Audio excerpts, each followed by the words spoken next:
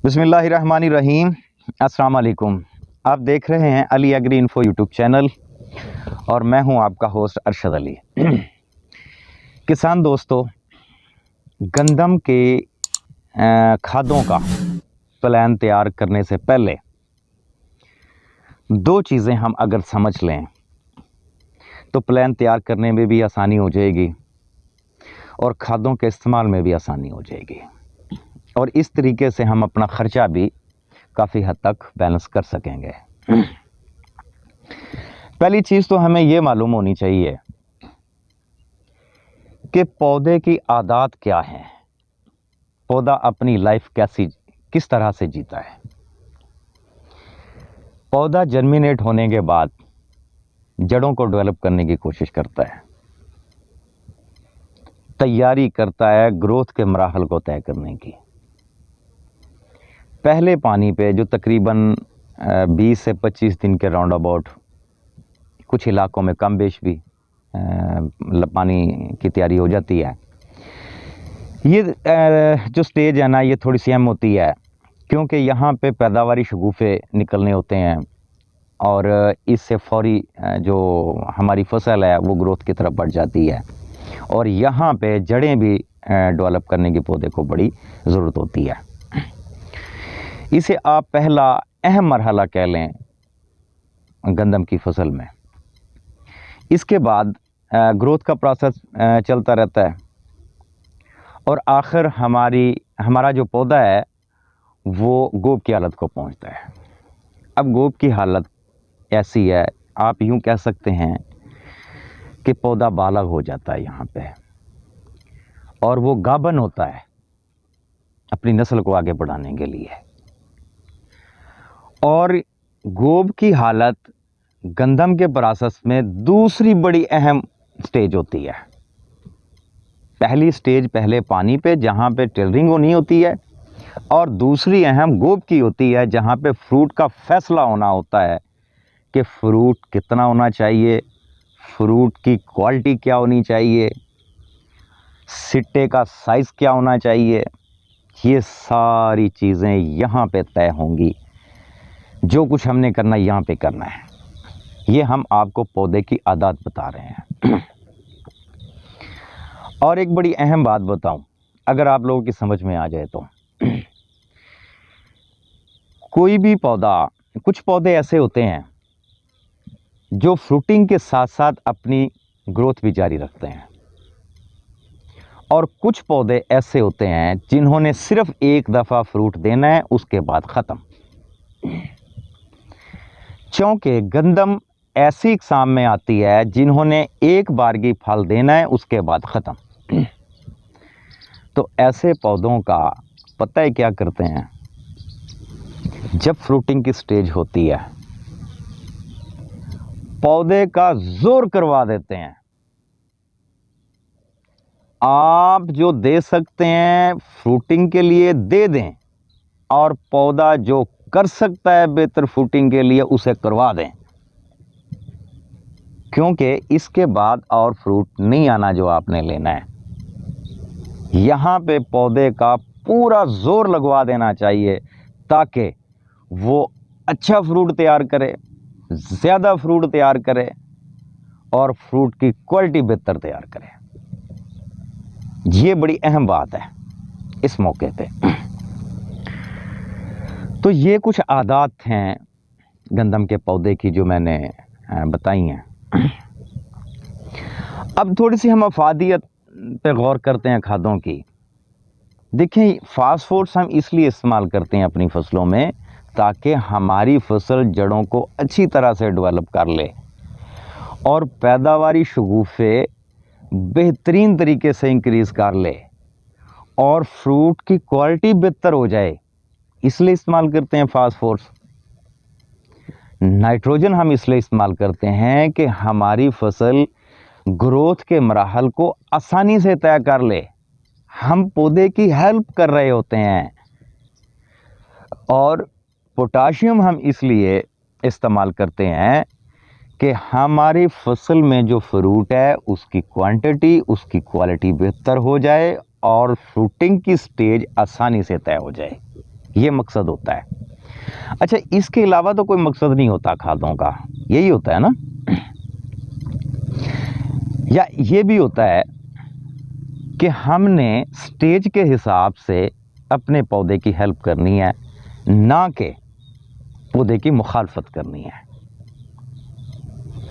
देखें, जो मैंने अफादियत बता दी है खादों की और जो आदात बता दी हैं पौधों की, आपको फर्टिलाइज़र का प्लान तरतीब करने में मुश्किल नहीं आनी चाहिए। मेरे ख्याल में आप समझ गए हैं कि कौन सी खाद किस स्टेज पे हमने डालनी है।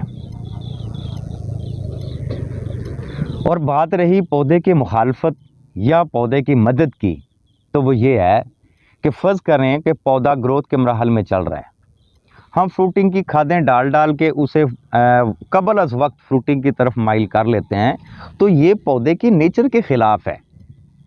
पौधा तो ऐसा नहीं चाह रहा, पौधा तो चाह रहा है कि मैं अपना कद बढ़ाऊं, अपनी ग्रोथ पूरी करूं, और हम चाहते हैं कि ये जल्द से जल्द फ्रूट की तरफ आ जाए। ये खिलाफ फितरत है। या यूं कह लें कि फ्रूटिंग की स्टेज जब आती है, पौधा कुदरती तौर पे फ्रूट की तरफ माइल होना चाह रहा है, हम क्या करते हैं, इस मौके पे ग्रोथ की खादें डाल के पौधे को मज़ीद ग्रोथ की तरफ माइल कर देते हैं। ये भी खिलाफ फितरत है पौधे के। और एक मेरी बात याद रखें, हम नेचर के ख़िलाफ़ जब जब भी चले हैं, हमने भारी नुकसान उठाए हैं और तारीख़ में बेशुमार वाक़यात पड़े हैं, कौमों के वाक़यात पड़े हैं। पौधे की जो नेचर है, इसके साथ साथ चलें और पौधे की हेल्प करते जाएं। जब वो ग्रोथ के मराहल में है तो ग्रोथ की खादें दें, जब वो फ्रूटिंग की स्टेज में है तो फ्रूट की खादें दें। उनकी मुखालफत ना करें, वरना हम पैदावार से हाथ धो बैठेंगे या अपना नुकसान कर बैठेंगे। किसान दोस्तों, इस चीज़ को मद्देनज़र रखते हुए मैं अपनी नाकस अकल के मुताबिक कुछ कहना चाहूँगा। जब हम बिजोत करेंगे, गंदम को जब हम काश्त करेंगे, मुनासिब है कि हम खादें ना डालें, हम पहले पानी पे खाद डालें, क्योंकि बीज को खाद की ज़रूरत नहीं है। पौधा जर्मिनेशन के बाद पहले पानी की हालत तक बीज में मौजूद खुराक से गुजारा कर लेता है, या ज़मीन में पहले से पड़ी मौजूद खुराक से गुजारा कर लेता है। और ये बात तय है कि बिजोत में डाली हुई खाद उसी वक्त अवेलेबल होती है पौधे को जब उससे पहला पानी लगता है। और जब पहला पानी हमने 20 से 24 दिन 22 दिन के ऊपर जाके लगाना है, तो पहले खादें डाल के हमें फिक्स करवाने का क्या शौक़ है। देखें, कुछ दोस्त मुझसे इत्तेफाक नहीं करेंगे, कोई बात नहीं, उनके लिए दो ऑप्शन है। पहला तो ये है कि आप बिजोत में बीओपी शामिल कर लें और इसके साथ नाइट्रोजन शामिल कर लें। और अगर आप ये नहीं चाहते, डीएपी डालना चाहते हैं, तो हाफ़ क्वांटिटी कर लें, हाफ़ क्वांटिटी को नेक्स्ट स्टेज के लिए सेव कर लें। अच्छा, जब पहले पानी का मरहला आता है, मैंने बताया यहाँ पे जो पैदावारी शगुफ़े भी निकलने होते हैं, ग्रोथ का मरहला शुरू हो रहा होता है, जड़ें भी डेवलप करनी होती हैं। तो खादों की अफादियत को अगर मद्देनज़र रखें और पौधे के मरहले को अगर हम मद्देनज़र रखें, तो फिर यहाँ पे डीएपी और यूरिया, इन दोनों का कॉम्बिनेशन सूट करता है। यहाँ पे हम आधी बोरी डीएपी, आधी बोरी यूरिया और इसके साथ 10 लीटर रिक्लेमर बैक्टीरिया इस्तेमाल करेंगे, ताकि वो इस क्वांटिटी जिसको हम डाल रहे हैं अपनी ज़मीन में, इनकी अफादियत को डबल करके एक एक बोरी में कन्वर्ट करे और उसके अलावा इसे फिक्स ना होने दे। जो दोस्त जिद्दत पसंद है, मुकाबले पैदावारी मुकाबले में आना चाहते हैं, वो एक एक बोरी डाल लें, हमें तो फ़र्क नहीं पड़ता इससे। अच्छा, इससे अगला मरहला ग्रोथ का है, वहाँ पे भी हमने पौधे की मदद करनी है उसके ग्रोथ करने के लिए। यहाँ पे एक सोर्स देंगे सिर्फ नाइट्रोजन का। चाहें तो यहाँ पे एक रिक्लेमर शामिल कर सकते हैं, बैक्टीरिया, ताकि नाइट्रोजन को बेहतर तरीके से पौधों को अवेलेबल कर सके, इसकी अफादियत को बढ़ा सके। अच्छा, इससे अगला जो मरहला है गोब का, देखें कुछ इलाकों में लोग 5 पानी भी लगाते हैं गंदम को, 3 भी लगाते हैं, 4 भी लगाते हैं। तो हमारे एरिया में तो आमतौर पे 3 पानी लगते हैं और तीसरा पानी गोब की हालत पे आता है। आपके एरिया में अगर चौथा पानी गोब की हालत पे आता है तो आप मेरे तीसरे को अपना चौथा ही तसव्वुर करें। मकसद तो गोब लेनी होती है ना। तो गोब की हालत पे चूँकि फ्रूट का फ़ैसला होता है, फ्रूट की क्वालिटी का देखना होता है, फ्रूट की क्वांटिटी का देखना होता है, और फ्रूटिंग की स्टेज की आसानी के लिए हमने कुछ करना होता है। तो यहाँ पे अच्छे सोर्स एक तो हैं फास्फोरस और दूसरा है पोटाशियम। यहाँ पे आके हम नाइट्रोजन को ख़त्म कर देते हैं। ये हमारी 3 डिवाइड्स हो गई, 3 तकसीमें हो गई खादों की, और डाला वही कुछ है जो आप डालते हैं। सीधी बात कर रहा हूँ, देखें पहले पानी पे आधी बोरी डाली है और आखिरी पानी पे यानी गोब की हालत पे आखिरी बोरी फास्फोरस की डाली है, तो मेरी तो डीएपी की 1 बोरी हो गई। तो इसी तरह से पहले पानी में मैंने आधी यूरिया डाली है और दूसरे पानी में आधी यूरिया डाली है, तो मेरी यूरिया की 1 बोरी हो गई। और आखिर में गोब की हालत पे आधी बोरी मैंने पोटाश डाल दी है। इससे अलावा और क्या डालते हैं हम, देखें आप कैलकुलेट करके देख लें। मेरा तो खैर हिसाब में मैं कच्चा हूँ। यहाँ पे जो मैंने खादें डाली हैं इसको कैलकुलेट करके देखें, 11, साढ़े 11, 12,000 रुपये में एडजस्ट हो जाती हैं ये खादें, ठीक है ना। तो आप क्या समझते हैं कि गंदम का 1 एकड़ के ऊपर 11-12 हज़ार की खादें जो आज के दौर के हिसाब से रेट चल रहे हैं, ज़्यादा हैं? मुनासिब नहीं है क्या ये? मेरे ख्याल में ये मुनासिब है।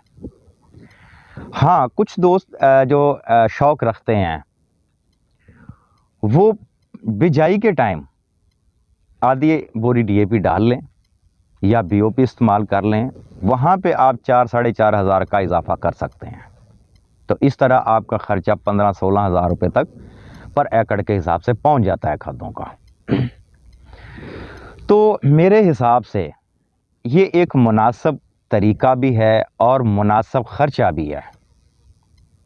मुझे उम्मीद है कि आज की वीडियो में किसान दोस्तों ने काफ़ी कुछ सीखा होगा, और मेरा अल्लाह जानता है कि मैं उस्ताद नहीं हूँ। मैं आप लोगों से भी बहुत कुछ सीखता हूँ जो आप कमेंट्स करते हैं। बहुत सारे दोस्त मुझसे एग्री नहीं होते और वो जब कमेंट्स करते हैं मैं उन्हें वेलकम करता हूँ। अगर वो तनकीद करते हैं तो मैं उनसे सीख लेता हूँ, और यह सही होना चाहिए। आज की वीडियो में इतना ही, इजाज़त दीजिए। अल्लाह हाफ़िज़।